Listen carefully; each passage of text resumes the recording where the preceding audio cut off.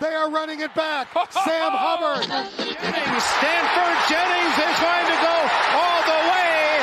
When it comes down, the Bengals are champions. Now the Bengals Super Bowl chances rest on his right foot. The kick is up. It is good.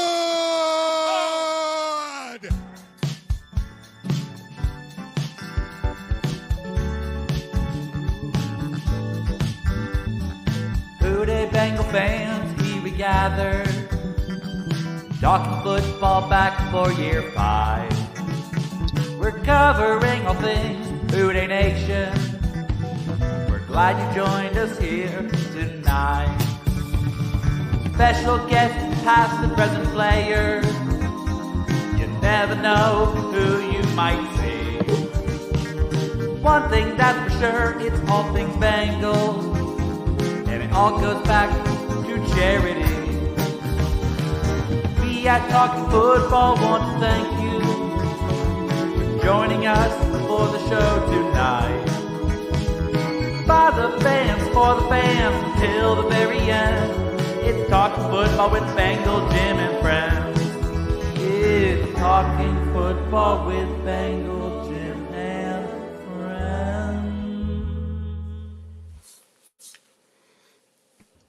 What's up, everybody? Welcome to another edition. But man, we have got 1-4 Cincinnati Bengal guys. We have got to solve all of our problems on defense tonight. Coaching issues, whatever we want to talk about, guys. The floor is yours. Make sure you type in as many questions as you can, and let's dig into all these and let's figure out a solution to our things that are ailing us right now. In about 5 minutes, we got Solomon Wilcots coming on.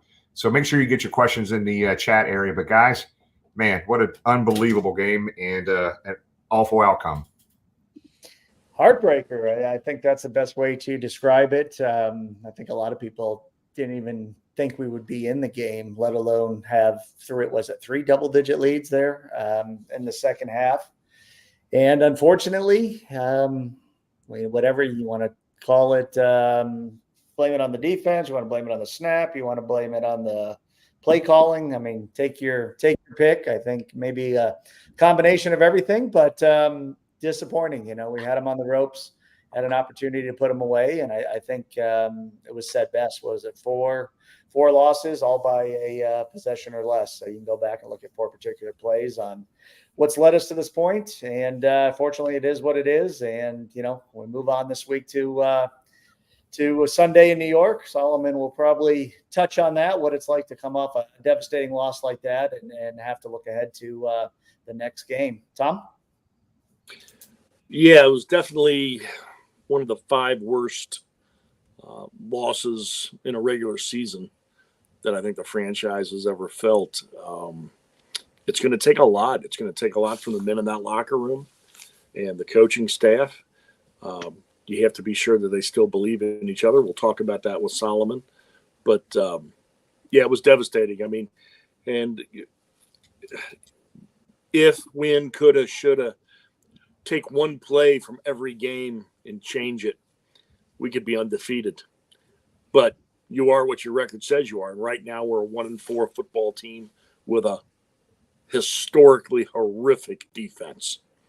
We've got guys that we count on that are not playing the way we're accustomed to them playing and the way we were counting on them playing this year. So, I think tomorrow will be a very interesting day down there. I'm hoping they still sign another veteran cornerback, but the only way to fix it is to go out and beat the Giants. And that's all they can do this week is go out and beat the Giants. But the 2024 Bengals were out of screw-up games. They got to play near perfect football. Yeah, with you.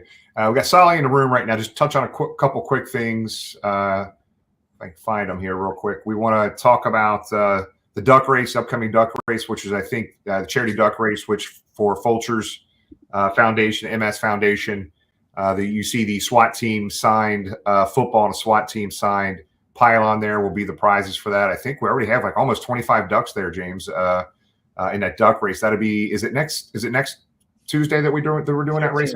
1 week from tonight. The link to sign up is in the chat. We had a couple comments on Facebook and on other social media channels. Hey, what do I need to do to register? As so many fans have done from day one, you don't have to be local to Cincy. We'll get you the prizes. If you want to pitch in, 100% of the proceeds go to David Fulcher's charity, and the link is there in the chat. Yeah, cool. And then real quick, let's talk about the tailgate. Tailgate was an amazing tailgate. Had huge, massive crowd again. Such a fun time. Kelly Youth Services, Joe Kelly's foundation, and Tiffany and Joe Kelly were down there. Such good people. Love hanging with Tiff's crazy, man. I love Tiffany. She had a lot of fun, and there a lot of their folks were down there. But we raised over $2,100 for Kelly Youth Services. Tony and Carrie worked their butts off. They had a lot of volunteers down there selling raffles that day. So it was an Anthony Munoz signed helmet from 1980 and a Joe Kelly, authentic Joe Kelly jersey that was signed off on. So we did make a major announcement Sunday at the tailgate. We went over $500,000 in charity money that we've raised since 2017. That's a big threshold for us. And we've already this year, we're over $117,000 this year for a number of local charities here in Cincinnati. And we've got a bunch of stuff in the hopper here coming up, guys. But James, it was a lot of fun down at the tailgates. A lot of folks were helping out with the charity as well. It was, yeah. Kudos to Joe, as you mentioned. Boatload of volunteers and just a great day, since our partnership with Smale Park and being able to filter over in there. All the food vendors, obviously Fulcher, Icky, our friends at Bengals Bids. Just a fun time and great weather. I mean, who would have thought mid-80s in early October? But it was a warm one. I never drank so many waters, I don't think, in the stadium. But again, thank you for the fans. This is why we do it. Those numbers that Jimmy rattled off are 100% because of your generosity. And we thank each and every one of you. Looking at the chat tonight, we see Pennsylvania. We see Toronto. If you go to our social media page, we had Alex and his wife from Russia at the tailgate on Sunday, putting the pin in our international map. So just the fan base from far and wide that continues to support us, and we certainly appreciate each and every one of you. I think we had New Jersey, New York in the house. We got a bunch of folks from out of Cincinnati in the chat area right now. So Tom, let's look, as you're whatever platform you're on right now, Twitter, Facebook, YouTube. If you're on YouTube, make sure you hit that subscribe button, subscribe to our channel, and let's air out. I don't care. There's no negativity on this. Just there's issues. Just because you talk about something that's going wrong with the team is not a negative conversation. Let's throw everything we can silent. Whatever platform you're on, pop in those questions. We'll try to get to as many as we can. But Tom, let's go ahead and introduce our guest. He is a member of the SWAT team, a starter in Super Bowl 23, a fan favorite, a Bengal favorite, always played hard, first-class person, and also a Colorado Buffalo. So we welcome back to Bengal Jim and Friends, our good friend, Solomon Wilcots. Solly, welcome back. Tom, James, Jim, great to be on with you guys today. Appreciate you having me, and always good to see you. Yeah, you too. So Solly, before we get into the questions, and again, we're going to use you as a sounding board, and we know you're going to solve all the problems, and we're going to send this to the coaching staffs and front office, and we're going to fix everything tonight. But before we do, we got a special message, man. Here we go. You're going to have to listen to this one. Yo. What up, Solly? Happy birthday, man. Looks like we both had birthdays around here. The big boy turned 60. I think you might be 62. So happy birthday, brother. And WHODEY all day, SWAT team. And now I'm going to pass it on to E.T. E.T., give Solly some love. Peace out. I can't tell you enough about this guy. I thought that when I came into the league, I was so nervous and scared, and I wanted to have someone to work out with, someone to learn how to be a professional football player with, and I got gifted this brother, Solomon Wilcots. Happy birthday, my friend. I love you, man. I really, it's hard to speak about it. I was a young player, didn't really know a lot about the league. I didn't play at the big university like Solomon, so I played at Tulane. Even though we were playing big-time football, it wasn't considered big-time football.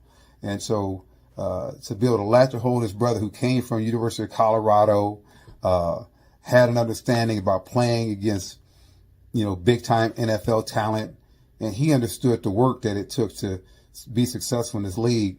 And for me, having a chance to link up with him, be a part of the growth process with him, learn from him, because as you know, he plays safety, I play corner. Safeties just have to know more. And he was fantastic with helping me out with that.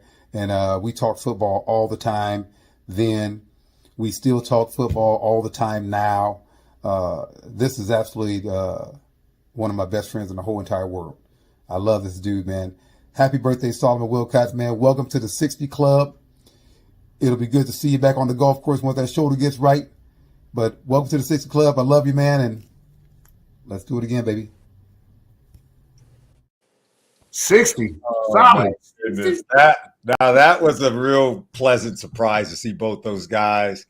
You know, David Fulcher and Eric Thomas, of course, my good friend E.T. We go way back. Man, to think about, it's my 60th birthday tomorrow on Wednesday, October 9th.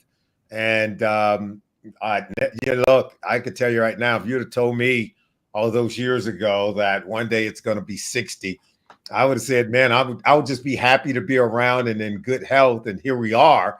So time flies when you're having fun.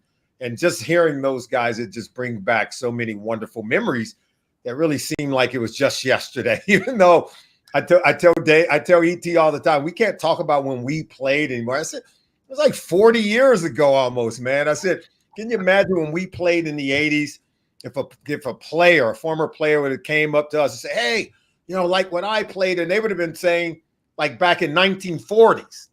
So 1940s in terms of the 80s, like I don't know that I would have been buying into much what they had to say. Somebody played 40 years ago, so I kind of put that into perspective. Those guys did that for me here just last minute, man. And when I was looking this up and saw it was your birthday, I was like, we got to get something special on for you. But happy birthday, big dog. Thank you. You guys are great. And look, those guys are like brothers to me. They really are. We're like brothers, and we measure our time and try to be there for one another at critical moments. And we know that, most of the time that we're going to spend, most of it is behind us. So we really take caution and take great care of the time that we have left to make sure that we're there for one another than when we need each other and when it's time to have fun and have a good time. As Eric said, I'm getting over this shoulder surgery that I had, total replacement of my shoulder. But man, I tell you, I'm healing fast. So that's always a good sign. Good stuff. Tom, let's go and get us started, buddy. Solomon, you've been here a long time. I've been here a long time, walked out of the stadium. We were talking before we went on the air. I think from a regular season standpoint, one of the 5 worst feelings walking out of the Bengals stadium as a Bengals fan on Sunday. Yeah. Mm-hmm. There are so many things wrong. You could say a bright side, and I heard Dave Lapham say it, and I agree. You take one play and change it from each game this year. The Bengals are undefeated, and nobody's feeling like this. But we're 1-4, and like they say, you are what your record says you are. We look slow on defense.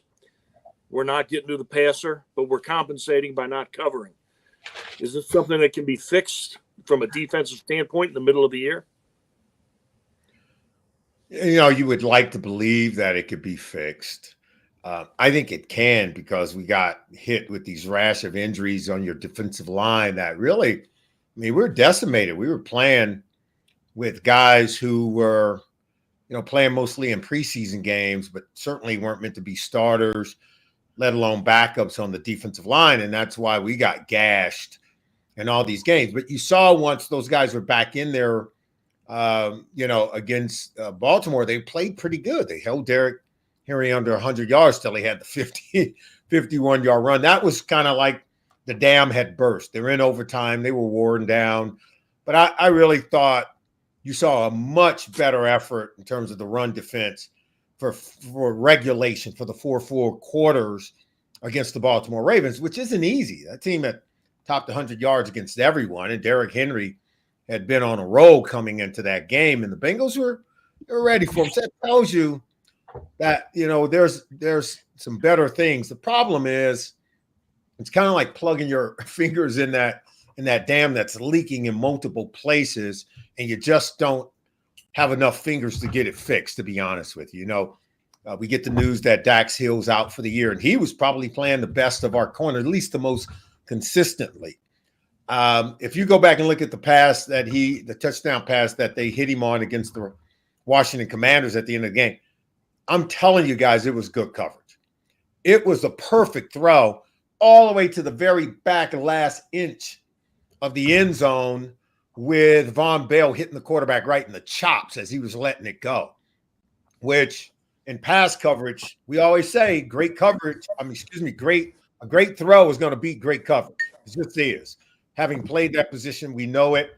We can learn to live with it, even though we're not happy with the results. So I give Dak, I give him a kudos on that one because he hadn't given up many others. And you can't give up plays consistently. I think Cam Taylor-Britt is better than he's playing. I think DJ Turner's playing better now than he did here. They're going to both have to get better and continue to grow. At that position now, if you continue to give up plays, you're going to lose confidence. If you lose confidence, you're done. It's a hard position because 90% of the game is played from the neck up, but you better be talented. You better have good technique. You better have speed.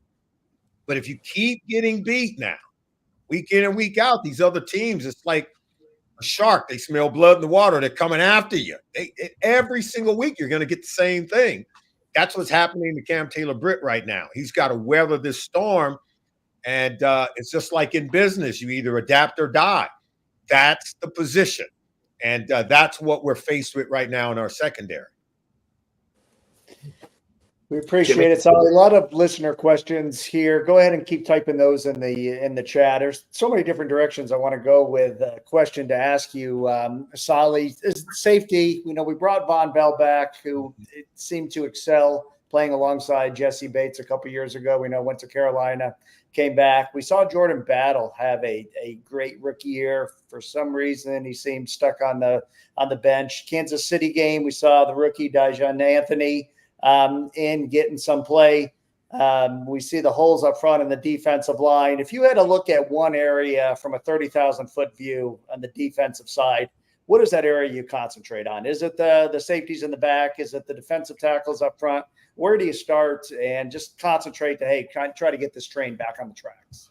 Well, you have to be great at the point of attack. DJ Reader was just so good. He was just so good that we kind of got spoiled because we weren't used to be getting gashed. I know teams started to do that a little bit last year, but not with consistency. Since the time that DJ Reader was on this team, we had a really good run defense, and we had grown accustomed to that. He was a good leader too, guys, in that locker room. He was a guy that set a bar of expectation that other guys felt like they had to live up to.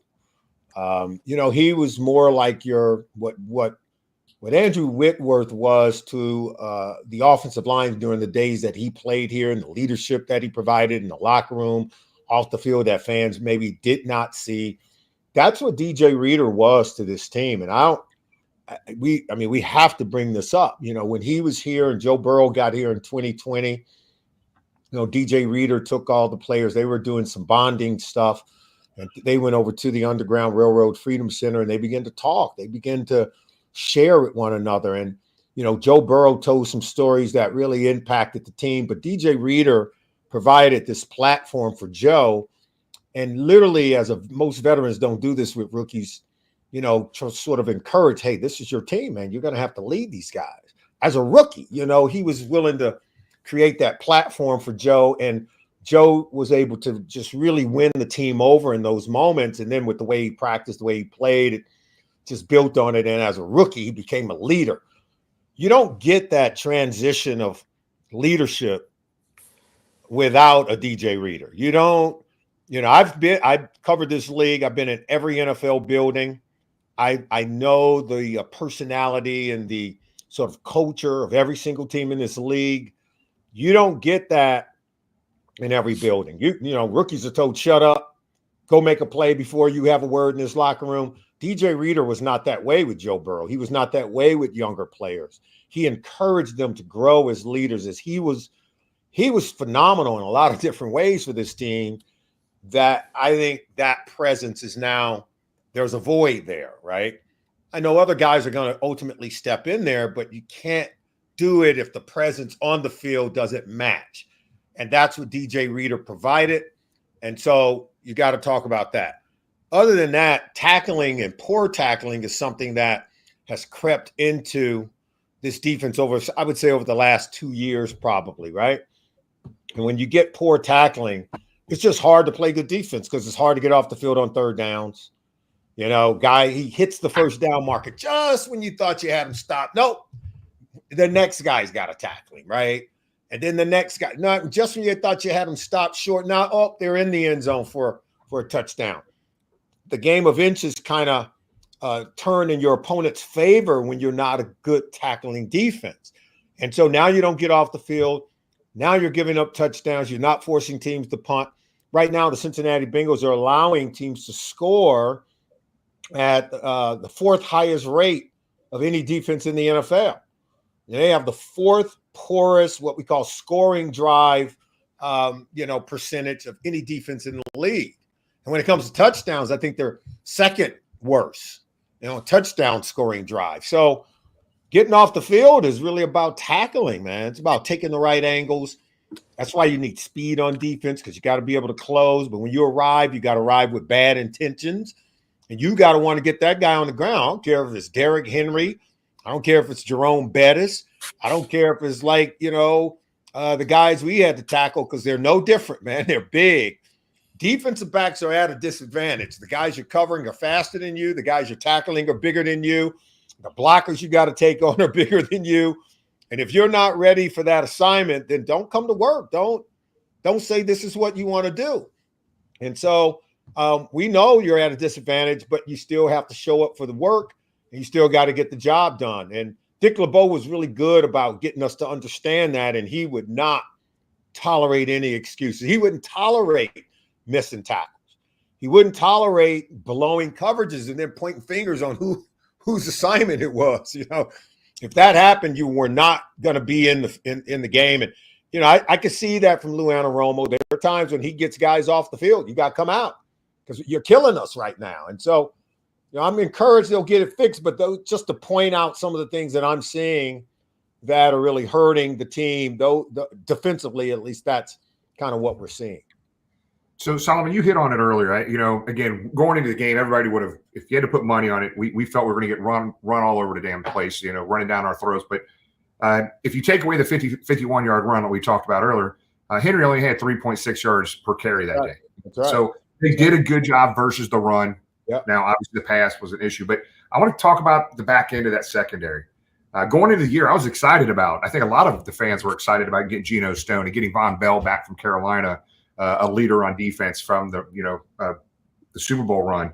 But let's talk about those guys specifically in the back end. Talk about Bell and Stone. What are you seeing there? Because, again, they're not playing their best ball for sure. Well, first of all, you'd be surprised if you looked at the PFF database in terms of where the team ranks in pass coverage. You'd be surprised. They're not in the bottom of the league. They're right in the middle. They're in the middle. They're in the middle.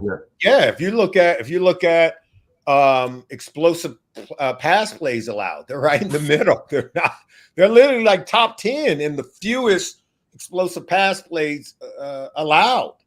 So I'm just telling you, I know it looks bad because we're accustomed to seeing so much better. Let's be honest, right? We're accustomed over that run of 2021 and 2022, man, it was phenomenal. Even against quarterbacks like Patrick Mahomes, we did not allow teams to throw the ball over our head. And we were so good that now what we're seeing now, by comparison, looks awful, right? But it's still better than half the teams in the league. So I just wanted to add some clarity there. I'm not trying to make excuses because it's still not where anybody wants, right? We're not getting off the field. At the end of the day, if you're letting them catch the ball past the first down marker, they're getting a new set of downs, and they're just going right down the field until they end up with a touchdown. That's what you saw against Baltimore. That's what you saw against the Washington Commanders. Yeah, we got off the field against Andy Dalton and the Carolina Panthers, but even they scored an inordinate amount of points against our defense that kind of left you feeling uncomfortable. So, there's a lot to improve over there. And our safeties are really not the big problem as much as the corners are. And we dropped coverage. We let a guy run right across the field in man coverage. Just didn't even cover him. Just let him. And then they had a touchdown. Baltimore had a touchdown, The safeties are trying to get a lot done. The key is you got to make more plays because they're going to make plays against you, but you got to make plays. That's where Jesse Bates was by far. We drafted him. He should still be ours. And that's why players like that who can find the ball in the secondary, you never let those guys go. They are rare. And you've got to let yourself know these are guys that we got to keep. Cam Taylor-Britt has a knack of coming up with the ball. Over the course of his career, he's been really good at getting interceptions. We don't have anyone else that seems to have a knack of coming up with the ball. I know Geno Stone did. We haven't seen that Geno Stone since he arrived. I get once he's comfortable in the defense, I get the sense that he'll find the ball. I will say this, as safeties, man, there's a lot to take in, and usually your first year in a defense is not going to be your best ball because you're learning. There's so much to learn, and then you've got to help other guys get lined up.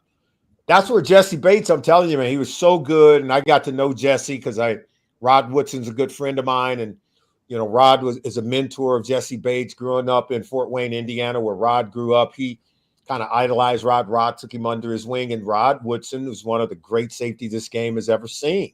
He's got 70 career interceptions. So I used to tell Rod, be confident in what you know because the interception total you have suggests that you know more than the rest of us. So I would always tell him that. So he and I are still good friends. We talk about the game because we see it kind of differently. And, but we need that kind of player that Jesse Bates was, who could not only help people get lined up, he was going to be there. If that ball was thrown down the field, man, he was going to find a way to get in front of it. He was going to find a way to steal the passing lane. And in that sense, he discouraged quarterbacks from being careless and just like that pass when Lamar Jackson stiff arm a couple of guys and rode to his right, threw late over the middle of the field. That ball is not supposed to be a touchdown. That's supposed to be intercepted. You make quarterbacks pay for that throw. He got lucky on the throw. He got a touchdown. But you throw late, way across middle of the field. On those angles, trust me, you're supposed to get there before any receiver gets there. Someone lost coverage. Someone did. My point is there's too big of holes there, and we need better coverage. There's no doubt about it. Yep. Tom? Sully, I think it was your rookie year and 1987, and I'll bounce back and forth here. Mm-hmm. I compare what happened the other day and maybe some of the cracks. I believe the guys like Zach. One of the things I love about Zach is since he's come here, even in the bad days, they'd be getting smoked. The effort's there. The effort is still there. Mm-hmm. But you could tell in the locker room there was some doubt. There was some frustration how the game ended. You were there the game right before the strike when we lost to the 49ers. You know what it was like in that locker room, and there was some grumbling. They even maybe poked fun at Sam a little bit at one of the players-only practices. Yeah. Are we at the point, if we lose another game, could this year snap like that year snapped? Because even the 3-13, 2-14 teams, I think that was the worst year of Bengal football. Just the toxicity between some of the players and the fans, not all. Some of the players and the fans. That team had Super Bowl talent on it, and it all went away. Are we at that point? Yeah, I mean that rookie year, that was a strike year, and I remember we had beaten Indy week 1, week 2 we have San Francisco. That's the Jerry Rice. That's the those were great teams. That's Joe Montana. I mean, that's all the Hall of Fame names that you can name were on that team. We had them beaten the whole game, and now we get a fourth down play, and for whatever reason, Sam made the decision. He told James Brooks, just run around. He was trying to run out the clock. Well, you're not going to run out the clock. Punt the ball. Punt the ball. Play your field position and then trust in the defense. Well, they tackled James. They still had, 17 seconds or so. They take a shot at at Eric Thomas, and we should have never had him on like Jerry Rice. He's a rookie. Second career game, and he's one-on-one on Jerry Rice. Like who would put? You would never do that. And you would at least tell your safety play over the top. Of course, I wasn't the safety in that game. I'm a rookie. I'm on the sideline watching it all, and they connect on it. They score real quick, and they come back and win the game with like 40 seconds left. They score two quick touchdowns, and they win the game. And I remember, man, we got in the locker room, and I'd never heard veterans talk to coaches like that in my life. But it's like I'm a rookie, and man, you had guys like Eddie Edwards and all these great veterans. I'm like, oh my goodness, I thought it was going to be mutiny. And I'm feeling bad for Sam, to be honest with you, because he's the guy he's my coach, and I'm like, man, didn't know you could talk to a coach like that. But it let me know that this league is about accountability. And players are going to hold coaches accountable, just like coaches are going to hold players accountable. They're going to let you know, and they're not going to wait at some opportune time. It's getting done right now, right in real time. I mean, this is a raw environment where things get said, and they don't get said nicely, but they get said with great intention, right? To hit the mark in terms of what the intention really is. And I just remember we went on strike for 5 weeks. I was out of the job. I didn't even know if I'd be able to come back. So we came back from the strike about 5-6 weeks later, and we had accumulated a few more losses because the strike team who were replacing us didn't help us at all. And every game, guys, from there on, we were winning in halftime. By the time the game was over, we had squandered every lead, every single lead. And I just remember telling ET, because he and I weren't playing a whole lot. We're on special teams. We were on special teams a lot. And I said, ET, man, we keep losing these games, man. We're going to get in there. They're not going to, we're going to get to play. I'm just trying to get on the field to play. Like I'm telling you, man, they're going to have to put us in there to figure out what the hell we got. And they're not letting us out of here until they figure out, can we play? And if we keep losing, not that I wanted to keep losing, but I'm trying to get on the field to play. Sure enough, they did let us play. By the time we got to Houston in that last game, I think I had my first career interception. ET played great, and Houston could throw it all over the yard. And I remember Dick LeBeau getting us on the bus saying, you guys are playing every single snap next year when we come into training camp. But we never lost hope. We had a good group of veterans, and Anthony Munoz and Max Montoya, who I respect greatly. You had guys like, Boomer Esiason was a great leader. James Brooks was always a hard worker. And Tim Crumrye. I mean, come on, man. There ain't no way, that we weren't going to show up. I mean, he showed up for every single one of those games. We just did not hold on. And what really flipped it the next year was, I remember that first meeting when we started training camp, Paul Brown, the great Paul Brown, stood in front of our team, and he said, guys, let me tell you something. Do you know how good you really are? I mean, you can beat any team in this league. You got them all beat. They're scared of you. That's what he told. They don't know what team's going to show up. The one that played second half or the one that played in the first half, but they know how talented you are. They're scared of you. He said, only the thing is you got to know how good you are. That's what I would tell this Bengal team. Like, dude, you guys know how good you are. I mean, these teams are scared of this team. This Bengals team right now, that's 1-4. Every single team in this league, including Kansas City. And you're like, hey, man, better bring your lunch. Better bring your lunch.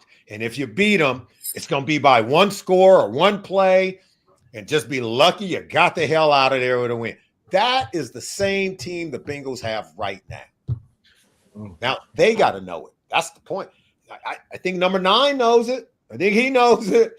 There's a few guys in there that know it. It just has to be more of a collective effort. And they got to know it collectively. And in the key moments, like we did in 2021, there were some key moments in all of those games, man. There was a guy who made a play. There was a Jermaine Pratt. There was a Logan Wilson.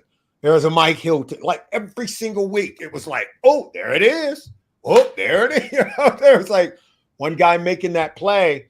And for whatever reason, this year, those plays aren't happening, man. No, we are getting no pressure on opposing quarterback. Like, that guy got all day. Andy Dalton had all day.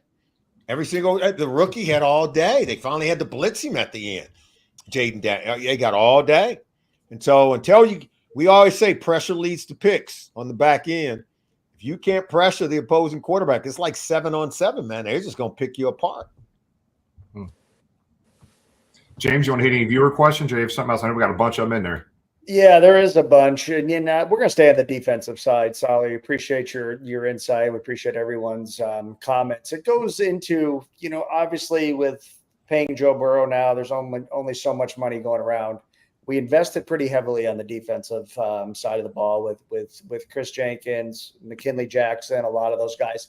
At what point do you, especially at this point in the season, being 1-4, is it trial by fire for these rookies? Get in there. Let's see what we have isn't working. And you've touched on it. Your rookie year, you sat on the sidelines a lot, played special teams to the end. At what point does Lou say, "Hey, what do we have to lose? Let's get these young guys in and see what we have"? Well, I want to address the first part of that statement you made. I'm going to say this, and I can't say this enough. There in no way, shape, or form are the Bengals what they're paying Joe Burrow an impediment to building a team around him. It is one of the biggest misnomers in all of sports. I'm telling you right now. If you have a quarterback that you can pay at the top of the market, you still can play. You can pay the players around them. The Miami Dolphins are paying a quarterback $50 million, and they have one receiver that's making $30+ million, another quarterback that's making $28 million per year. Per year. The Philadelphia Eagles have a quarterback they're paying $50 million a year. They have another wide receiver they're paying $30+ million a year, another wide receiver they're paying $25 million a year. And Devontae Smith and A.J. Brown. And then the quarterback. It's the biggest misnomer. Think about any business of yours. How are you going to tell your customers, I'm sorry my product is poor because I have to pay too much for the product. I have to pay too much to manufacture the product.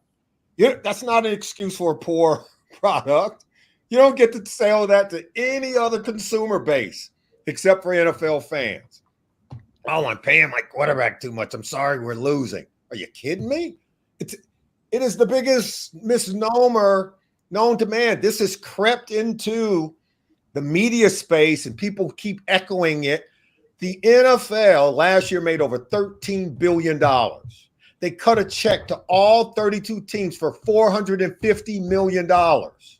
Their player costs in terms of salary cap was $225 million.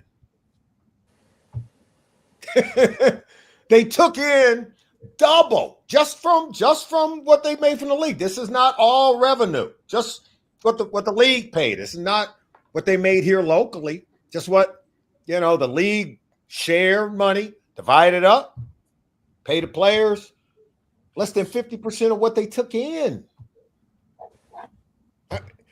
We don't know there are a lot of people who don't know the numbers enough, but they still make these assumptions. Well, since we paid Joe, we can't do this. Since we paid Joe, it's just not true. And no one would tell their client or tell their son, take less money so that the business can thrive. That's a bad business. If you got a bad business, if the market says you got to pay X and now you can't thrive, well, of course you wouldn't pay him. I guarantee you, Mike Brown's a smart man. If he had to pay Joe Burrow in such a high salary that he couldn't win, I guarantee you he wouldn't do it because he's smart. He knows business. If it was bad for business to pay what they're paying Joe, he would not have done it. And guess what? Hey, you saw last game, Jamar Chase. Is he worth it? Pay that man. Is he worth what any other wide receiver in this league is making? Come on, man. I'm just telling you. Because Joe Burrow can't throw it to himself, right? He's got to throw it to somebody. I'd rather him throw it to Jamar. And Jamar is young enough, right, and talented enough that he deserves market value. Now, so I'll answer that. I answered those questions. That puts that aside. Rookies do have to develop. They have to make plays. I felt it was my responsibility as a young player to get on the field and help this team win. I felt like for Reggie Williams, for Anthony Munoz and Max Montoya, who I just love dearly, for guys like Tim Crumrod. They need young guys to come in and not just feel like they're pros just because they're on the team. They need young guys who are so passionate about winning that they'll do anything to win. Because you just can't rely on veterans. You need that infusion of young, energetic players who are willing to do things the right way, who are willing to follow leadership and say, yo, man, I'm here for you. Because when you become a veteran player, you want young guys to do the same for you. And that's that. When you have that working, I'm telling you now, that's really how teams not only win, that's how winning becomes sustainable year over year. Okay. If you get a group of players who come in as rookies and they just get that uniform, man, and now they're about that life. They just want to live that life and they don't want to do the work. You're going to struggle. You're going to struggle. If they're about the work more than they are about the life, then you're going to win. Plain and simple as that. James, any viewer questions you want to get to in here? Yeah, we definitely hit a lot of them. You know, I think going back to DJ Reader being a leader in the locker room, I think maybe it's fan talk, but maybe Von Bell was going to slide into that, being a veteran coming back. From what you've seen, Solly, is he that new leader on the defense, or is it a Trey Hendrickson? Is it a Jermaine Pratt, a Logan Wilson? If you had to look at it, Mike Hilton, somebody like Mike Hilton that's been around, who would you say is that defensive leader now that DJ Reader's gone? Yeah, I think Mike Hilton is one of those guys, and clearly Logan Wilson, Jermaine Pratt, they are those guys. I think, BJ Hill is phenomenal. I mean, I loved him from the day he sat a foot in this city and put on Bengal stripes. He's been a guy that plays with a lot of pride. He accepts the responsibility of what it means to play winning football. And those are the guys that, to me, stand out as guys who are trying to get things done the right way, trying to keep a team together during tough times when they do hit adversity. You need those kind of guys. Now, you need young guys to buy into that, right? You need young guys to say, yeah, okay, we're going to do it the way they want to get it done. Like, no one was going to say no DJ Reader, right? It's like his presence was just so phenomenal that, hey man, you got in line, and I think, Joe, I'm talking the quarterback, Joe Burrow, is very cerebral. He's a hard worker. Quarterbacks have so much on their plate that they shouldn't have to, correct guys, particularly guys on defensive side of the ball. They should not have to go through the locker room and demand, of everybody. Their leadership and their work ethic serves as an example, right, for how everybody else needs to buy in, because those guys are in early in the morning. They're there late in the building after all the players have gone. Quarterbacks have so much on their plate that they don't lead with a lot of words. You know what I'm saying? Their actions are going to tell you how much they're invested in terms of what it takes to win. And that's what the other players truly, really relate to when it comes to the quarterback. And Joe's done that from day one. It's been no different. I mean, he's all in and they all know it. So they're getting consummate leadership from him and some of those guys on the offensive line. I mean, I can't speak enough about how well they're playing. Cincinnati Bengals are scoring at a rate this year that we haven't seen in past years. I mean, their scoring drive percentage is one of the best in the league. I think only the Washington Commanders have a higher scoring drive percentage. Every single drive, man, they're getting points. The only time they didn't score on a drive against Washington Commanders was when Evan McPherson missed the field goal. And I'm not talking about at the end of the Ravens game. I'm talking the Commanders game. They're scoring, man, on almost every single drive. And only, 3 turnovers, I think, so far for Joe in the 5 games. He does a really good job of protecting the ball. And turnovers do hurt. And the more you turn it over, it puts the game in jeopardy. He knows that. But no, the offense, I think, is playing at a tremendously high level. I'm pleased with how well they've been able to run it with Zach Moss and Chase Brown.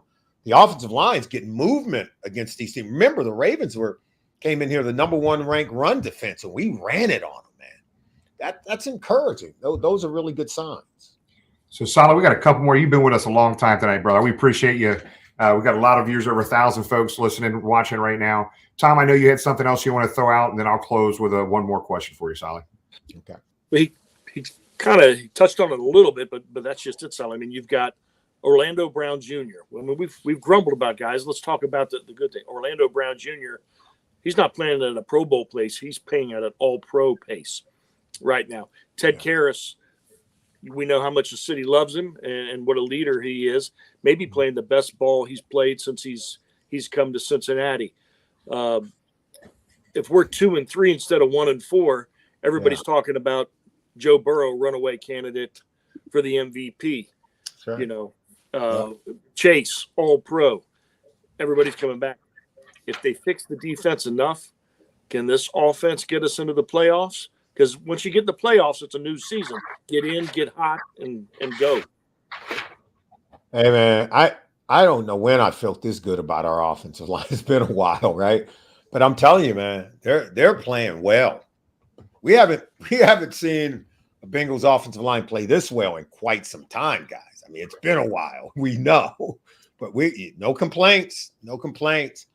Our tight ends, man, lights out in every phase of the game, in the run game, blocking, catching, just gritty blue-collar work, man. These dudes are phenomenal. And the wide receivers, T. Higgins and Jamar Chase and all the receivers. I mean, we got young guys bursting at the seam, and when they get a chance to make a play, they make a play. Andre Yosivas is the most improved player probably on the team, and in my mind, he's a starter. That dude can take over a game. If you're going to double cover Higgins and Jamar Chase, I'm telling you right now, he could take over a game. He can have a 3-touchdown game at any moment. That's how good these guys are on that side of the ball. So, yeah, they can carry us, man. They're trying their best even right now. You know, we're just leaking so much oil on defense, man. We just take our turns beating ourselves, whether it's a pass interference at the end of a game when the game is won. The game is won. Not holding a field goal when the game is won. We're talking, but that's why Joe, he said it. And I can tell you, I've been thinking it, and we got to deal with this. Teams that have a championship pedigree don't find a way to lose. They find a way to win. You've got to be so intentional and so detailed in what you do that if it comes down to holding, hold it. If it comes down to not climbing over the wide receiver's back to knock it down, then don't climb over that's the job. That's the job. And it's not that much to ask. These are routine things. We're not saying make a diving catch. We're not saying do the impossible. Routine. Hold the kick. That's every guy is doing that around the league, all 32 teams, every single time they kick a ball. Why can't we hold the kick when it matters most? Why can't we make a play on the ball when the receiver's about to catch it, come around, knock the ball down without colliding into him and drawing a penalty flag? What?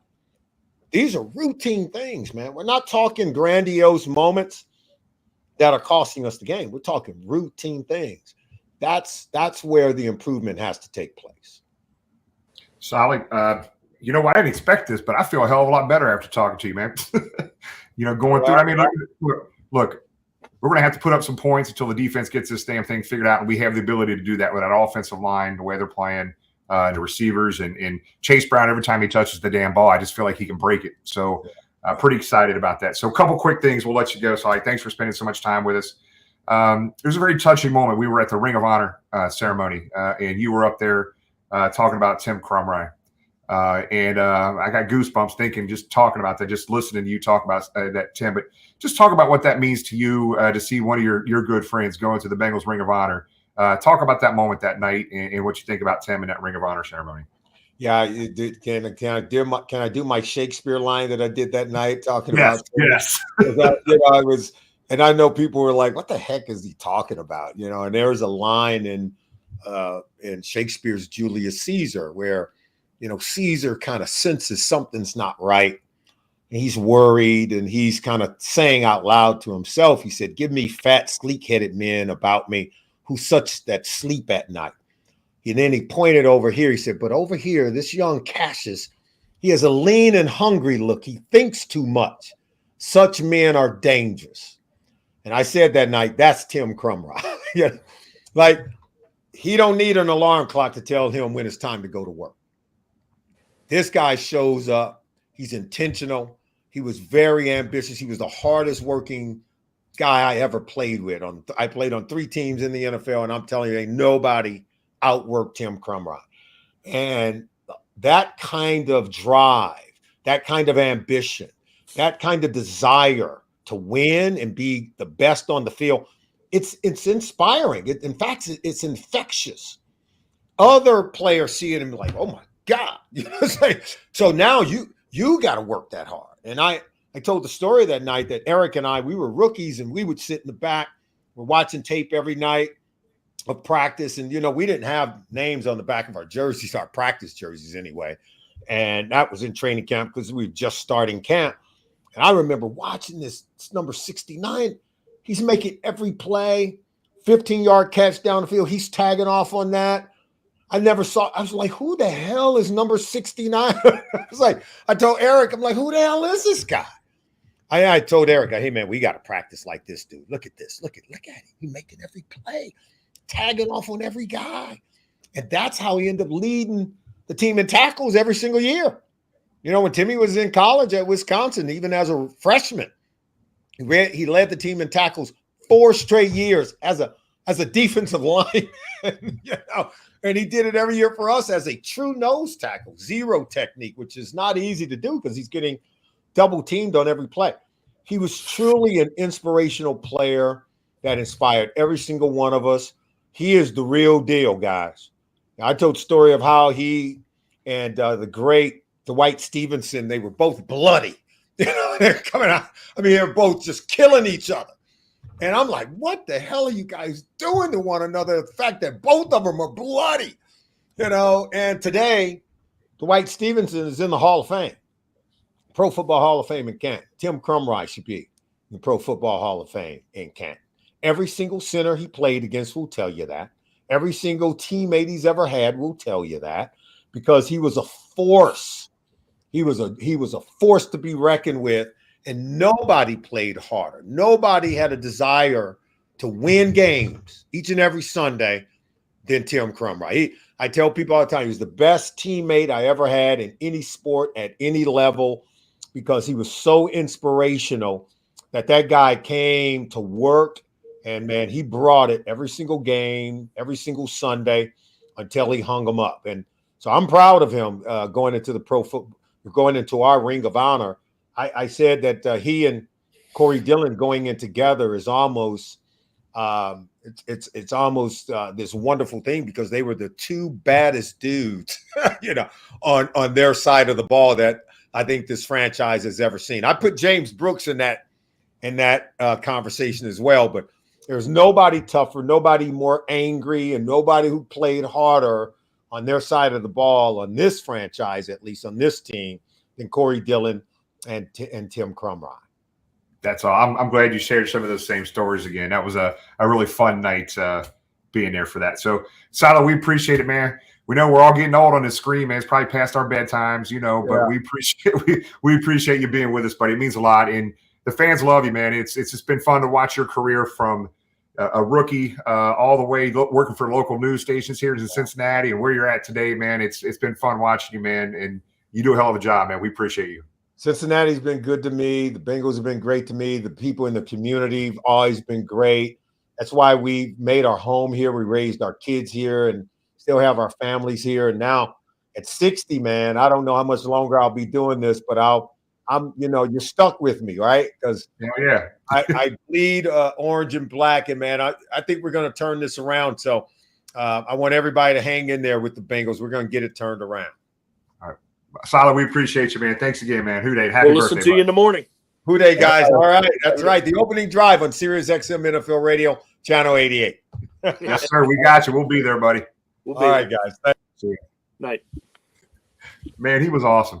I just love talking to Solly, man. He's good stuff, man. He gets fired up. No, great. Just let him go. And, as Lisa says right here, NFL radio show, Channel 88 in the morning. He's fantastic. Does great work. And, I think you said it a little bit earlier, Jimmy, this team isn't far off despite the record.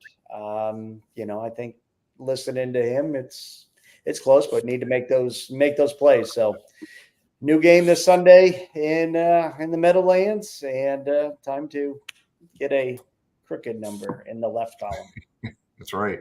Tommy, will kick us off, close it out tonight, bud. Nope, thank you. Solomon was fantastic, man. Thank you for him. It's no joke because he probably is in bed. He gets up way before the sun every morning to get ready for his show. But, we'll keep the faith. We've been through the good times. We've been through the bad times. I think the frustrating thing is we had expectations for this team. We have guys not playing the way we expected them to and not playing as well as they can in certain spots. But, we won't go anywhere. We'll get after it in New York. Should bring back a W and build on that and go from there. James? Appreciate everyone that came out. Fun tailgate Sunday. Great weather, great turnout.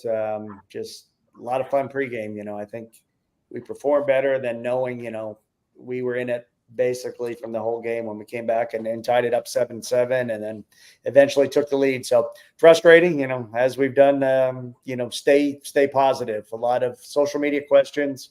Is there a tailgate in New York this Sunday? No, not officially by us. There will be a contingency from our group going. So if you see him, say hi, have a beer with him.